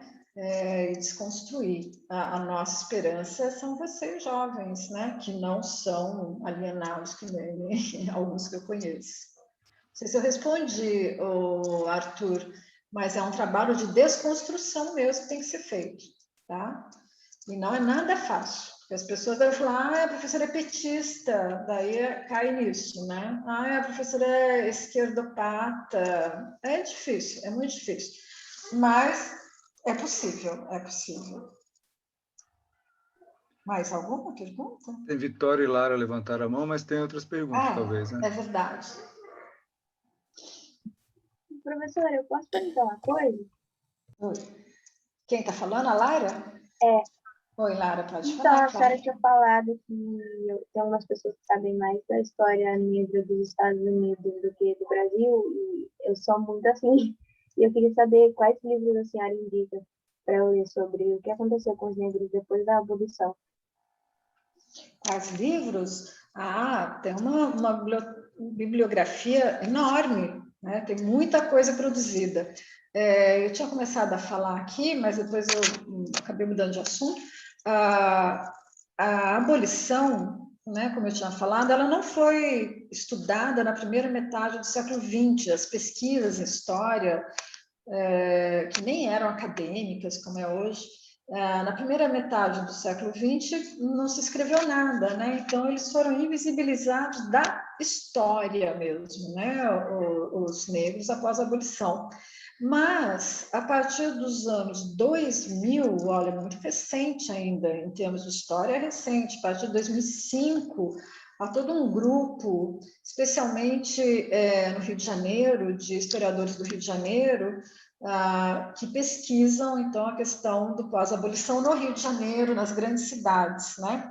E há muitos estudos, eu mesma pesquiso aqui em Taubaté também, o pós-abolição em Taubaté. Aqui tudo é muito difícil, tem muita dificuldade, porque os arquivos não são organizados, então eu tenho que organizar o arquivo primeiro, para daí fazer a pesquisa, mas eu mesma faço pesquisa, e há muita pesquisa, então, depois de 2005, regionais, né? Daí cada historiador foi estudar o pós-abolição na Bahia, Ceará, né? Então é bastante disperso, mas eu posso indicar para você, tem uma vasta bibliografia, depois eu te passo, posso passar para o professor, para a Thaís, não vi a Thaís aí, meu contato, passo para vocês depois, tá bom? É muito importante ler mesmo essa história. O primeiro grande livro assim, indicado é o do Florestan Fernandes, que nós temos nas nossas bibliotecas, que é a inserção dos negros na sociedade de classes. Esse é um marco, Florestan Fernandes. Pode começar lendo ele, tá bom, Mara? E hoje, professora, talvez as obras do Gessé de Souza, não sei se a senhora gosta, conhece bem? Mais ou menos. Mais ou menos? Eu não escutei direito. Qual é o nome do livro, por favor? Você repete, por favor? O nome do livro é A Integração dos Negros na Sociedade de Classes. Obrigada. Na verdade, ele vai mostrar a não integração, não porque os homens e mulheres negros não querem ou não são capazes ou são vagabundos ou enfim, que é outro mito histórico, né? Também de que os homens e mulheres negros seriam avessos ao trabalho porque eles não foram acostumados a trabalhar livremente, né? Mas eram obrigados a trabalhar. Então, surgiu esse mito também na transição da mão de obra escrava para a mão de obra livre, surgiu esse mito que era preciso promover a imigração europeia, porque os milhares de homens e mulheres negros empregados no Brasil não gostavam de trabalhar, né? Eram avessos ao trabalho por causa da escravidão. Na verdade, havia por trás também esse processo de branqueamento da população, né? Isso está documentado, tá, gente? Não estou falando isso porque é coisa que eu acho. Está nas atas do Senado brasileiro no século XIX, né? Tudo isso está documentado. Debate político, só que nem tem hoje em dia, né? Tipo uma CPI, assim. Debate político sobre o que fazer com a população negra no Brasil após a escravidão. Simplesmente isso. Tinha gente que chegou, vale a pena ler essas coisas, teve político que chegou a sugerir devolvê-los para a África. Depois de 300 anos de história, os Estados Unidos fez isso, a Inglaterra fez isso, eles compraram terras na África e quem quis ir para a África, viver na África, pôde viver. Tem um país na África que chama Libéria. A Libéria foi comprado pelos Estados Unidos para aquela população negra que quisesse voltar para a África, né? Então, o que os brancos são capazes de fazer é inacreditável, assim, né? Vale a pena ler todas essas tentativas de exclusão do meio deles, né? Do meio da sociedade. Vale a pena ler. Eu indico esse livro do Florestan, em primeiro lugar. A Vitória, acho que queria falar alguma coisa. Isso. Estão me escutando bem? Sim. Sim. Boa noite, professora. Primeiro, agradecer a sua fala incrível. Eu amo história ainda mais. Que legal. Sobre o meu povo, eu gosto bastante. Então, eu vou tentar fundamentar a minha pergunta, tá? O meu TG, ele fala muito sobre essa questão de emancipação. Então, ele começa falando sobre eu coloco o termo, essa falsa abolição. Uhum. Porque, tipo, eu já sabia, mas estou conseguindo comprovar, assim, através de questões de artigos e livros e afins, que a abolição, quando aconteceu, né, quando foi assinado no dia 13, só 5% da população era escrava ainda, né, da população preta era escrava. É verdade. E é um fato que tem que ser trazido, ao meu ponto de vista, porque tem que trazer a história do... Por que era esse pedacinho, né? Que é considerável, obviamente. Mas como que esses outros porcentos não eram, sabe? E aí é a história que entra, que às vezes as pessoas não conhecem, que é o próprio povo preto que lutou para sair dessa situação. Porque aí cai no que a gente falou aqui, você, né?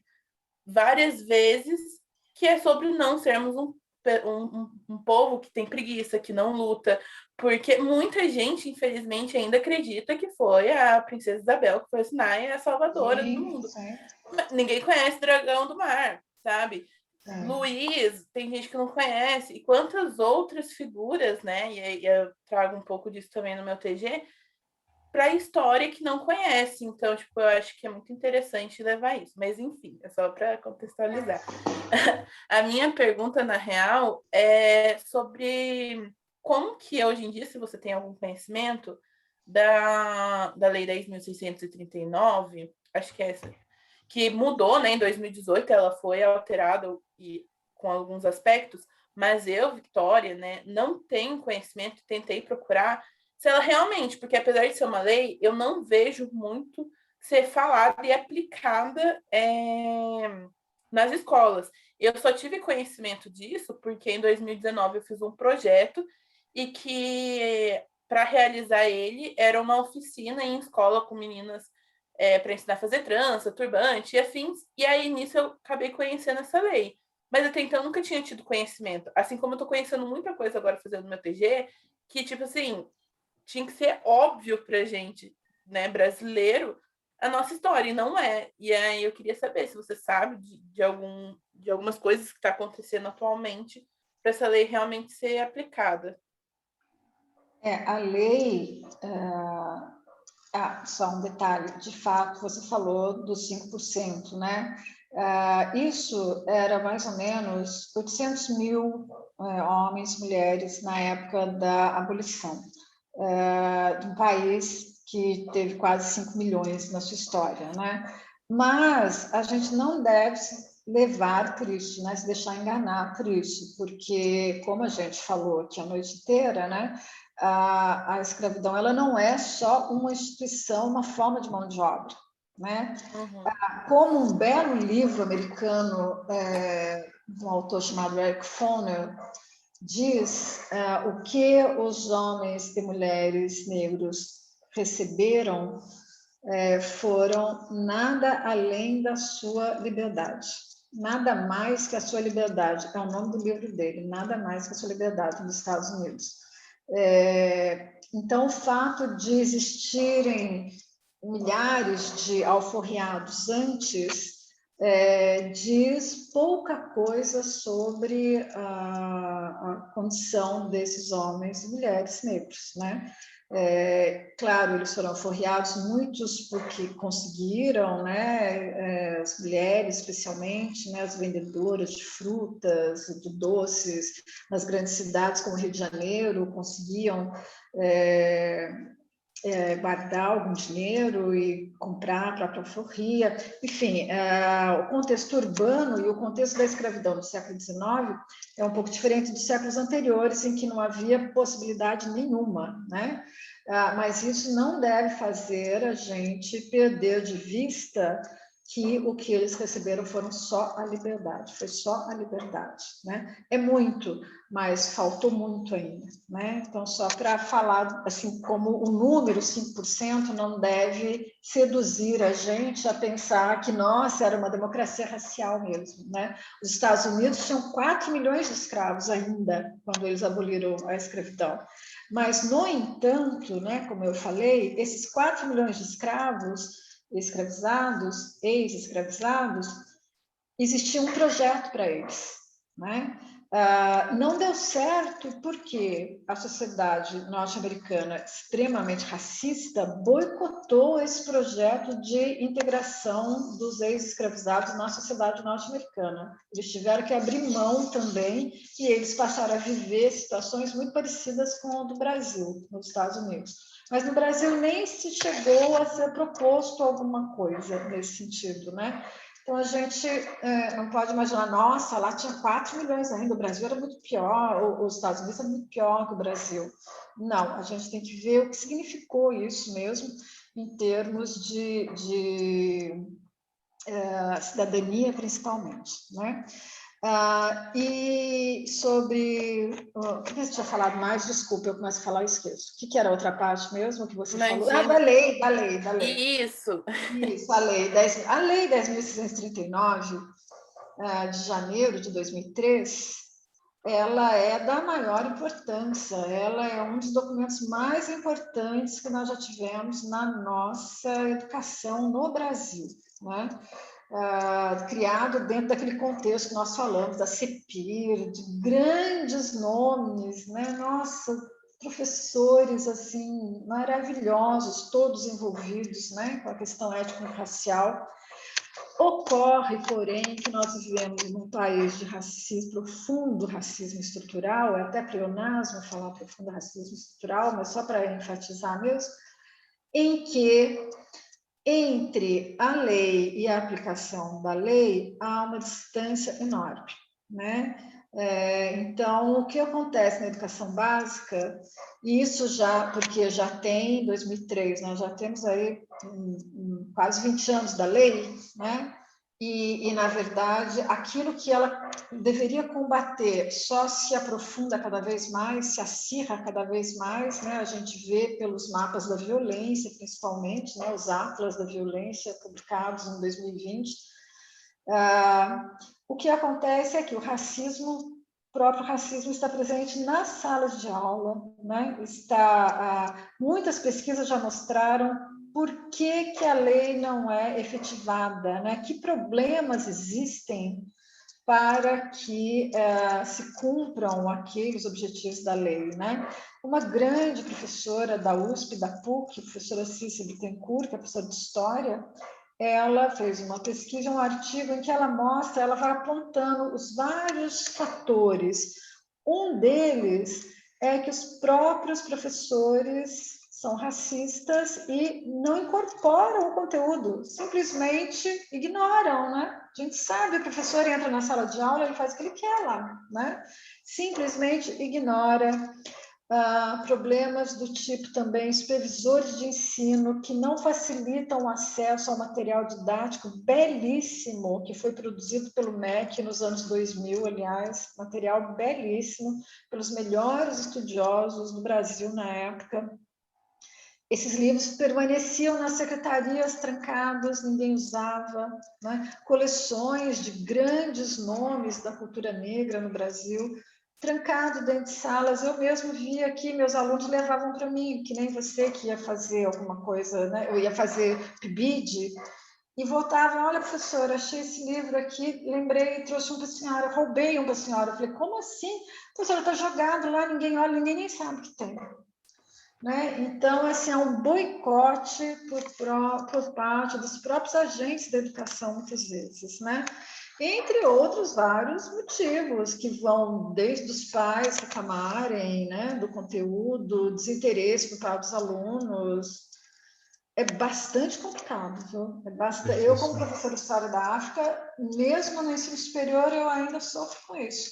Porque tem aqueles alunos que acham e que querem. Professora, a História da África, eu pensei que a gente fosse estudar o Egito. Eu falei, estou vendo o Egito, e atrás de você, aliás.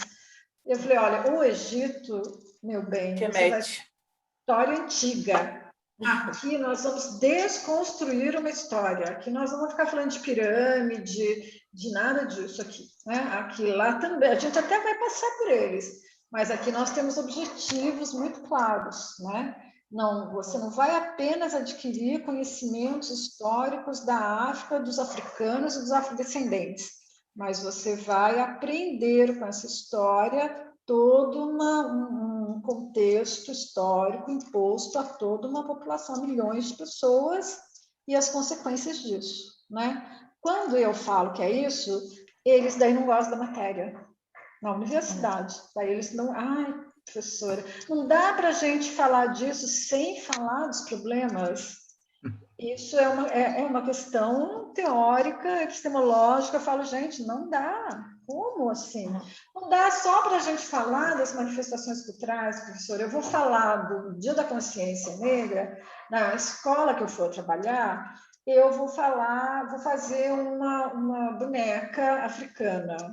Tá bom, você vai fazer isso. E você acha que isso, aquela aluna de 10 anos de idade vai entender, né? A partir daí ela vai começar a entender a necessidade de mudar essa visão? Não vai, não vai.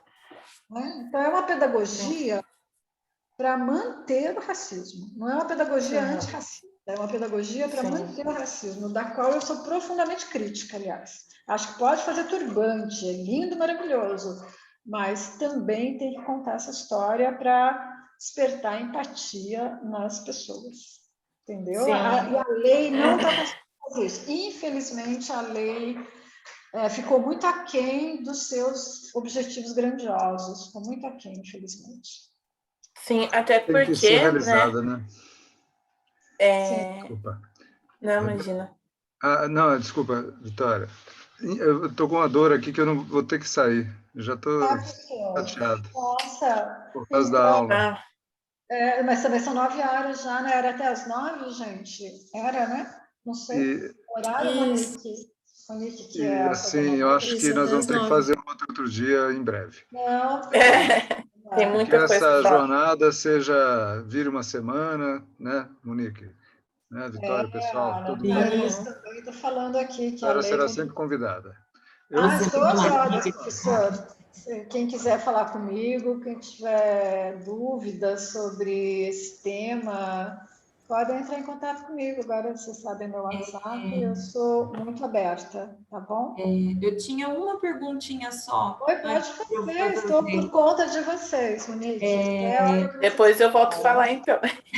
Então eu vou ter que sair, Professor, vocês fique à continuam, vontade, tá bom? professora. Fique à vontade, professor. Obrigado Muito pelo obrigado, convite gente. mais uma vez. Tchau, professor. Nós que Adorei. agradecemos. Tchau, professor. Tchau. Na verdade, professora, a minha pergunta é basicamente uma provocação. Adoro provocações. Não com a senhora, mas com outras pessoas. No início da sua palestra, né, da sua fala, a senhora comentou assim: eu sou uma mulher branca que está falando de história da África, né, da história do sofrimento de pessoas negras. E aí tem uma coisa que me incomodou muito, que na verdade não veio da sua fala, veio de silêncios, né? Então, assim, algo que a gente encontra muito nas nossas palestras, né? Quando a gente vai falar aconteceu hoje, né? Na palestra de identidade negra, enfim, quando a gente vai falar dos efeitos do racismo em nós, uma pergunta que sempre fica, que sempre aparece é: como que nós brancos podemos ajudar? Como que nós brancos podemos atuar nessa ação, né? Nesse movimento antirracista? Como que nós brancos podemos fazer, né? Auxiliar vocês nesses processos, enfim. E aí hoje, que, né? Na sua palestra, na sua fala, que era, né? Evidenciando ações, né? Ações brancas, né? Responsabilizando, olha, o branco fez coisas terríveis, é capaz de fazer as coisas terríveis. Essa pergunta não apareceu. Né? Como que nós brancos podemos retratar isso, né? Eu não sei por que não apareceu, mas me incomodou muito de não ter aparecido. E eu gostaria muito de ouvir, né, da senhora como uma mulher branca, como exemplo para essas pessoas que sempre nos fazem essas perguntas, né? Como agir, né? Eu gostaria muito que o professor Paulo tivesse escutado essa pergunta, porque ele é uma pessoa branca que me ajuda muito no meu processo de identidade negra, né? Eu encontro no professor Paulo um acalento, um abraço, assim, que eu não enxergo muitas vezes nos meus familiares negros, né? Então, eu queria muito poder ouvir de uma pessoa branca que estuda, se responsabiliza por essa transformação, como que é a atuação de pessoas brancas na luta antirracista. Não é fácil, Monique, para começar, tanto que eu comecei falando, né? Na verdade, era a primeira coisa que eu queria falar, no fim eu acabei falando outras coisas antes. Não é fácil. É claro que nem sempre foi assim, né? É uma coisa recente, mas é uma coisa que, como eu estou envolvida há 2 décadas, pelo menos, com o tema, eu entendo o sentimento, né, dos homens, mulheres negros, eu entendo, mas de qualquer maneira, eu continuo, faz parte de mim já isso, né? Deve ser muito difícil, né, para as outras pessoas entenderem, mas faz parte de mim, faz parte de um grupo todo que eu tenho na USP, em que a gente estuda manifestações religiosas africanas, em que a gente estuda a economia colonial, a escravidão do ponto de vista da colônia, em que a gente estuda, como eu estudo, chegando até hoje, a exclusão social, né? E há pelo menos 20 anos, né? Muitos anos. Então, eu entendo e respeito, eu tenho vários alunos negros que assistiam minha aula porque tinham que assistir. E que a gente conversa muito bem, mas eu vejo que eles se sentem incomodados, né? A maneira de eu lidar com isso, quem me sugeriu foi o professor Renato Janine Ribeiro, que é professor de filosofia da USP, né? E que também lida, né, com questões que são universais também, e passa pela questão da empatia, né? Então, a exclusão, por exemplo, né? A minha exclusão do tema, né? Seria como se deixasse de lado, né, a questão da empatia que eu posso sentir, né? Apesar de tudo, né? Eu posso sentir. Então, como eu trabalho com isso como profissional há muitos anos, essa não foi uma questão, e eu espero não ofender ninguém aqui, a Vitória, a Lara e você, não é uma questão que me fez parar de Renato, não sei quem é o Renato, gente. Quem é o Renato? Desculpa, assim, sabe? Eu sou linkada em tudo ao mesmo tempo, eu leio tudo ao mesmo tempo. É que você falou do professor. Entendeu, Monique? Não foi esse novo momento que nós vivemos agora, e eu li muito a Djamila, leio todos esses autores maravilhosos, né, mais novos. É um outro momento dessa história, né? É um outro momento. Eu respeito, mas eu continuo minhas pesquisas, porque foi a área que eu me especializei, né? E na minha aula de África, eu sou absolutamente genuína e sincera, né? A pergunta na sua palestra. Sim, não, mas é verdade, porque isso é muito frequente, né? Eu tenho uma aluna loira, com cara de surfista, que o TCC dela é sobre o rap como uma forma de resistência cultural. E ela é patrulhada, né? Desculpe o termo, não é um bom termo, mas só quis dizer que os meus alunos negros, eles perguntam, eles questionam, mas como assim, né? Como que você vai, uma mulher branca, no caso loira, vai falar sobre isso, né? Então eu já falei para ela, olha, você vai estudar o lugar da fala e vai responder para eles, né? Ela vai apresentar no segundo semestre, a gente já está esperando até. Eu respeito, eu acho que é legítimo, mas eu acho que é uma coisa que a gente precisa conversar sobre, entendeu? Exato. É uma coisa que a gente precisa conversar sobre, porque senão vira uma exclusão ao contrário, né? E também precisa saber o que é exatamente esse lugar da fala, né? Cada um tem o seu lugar, como diz a Djamila, cada um tem o seu lugar social, né? Então, o que significa exatamente isso? Eu acho que a conversa precisa se aprofundar mais, né? É uma conversa que acho que pode acontecer, mas a gente precisa estar bastante seguro, né, do conceito, do que exatamente que trata esse conceito, né? De que poderes, né?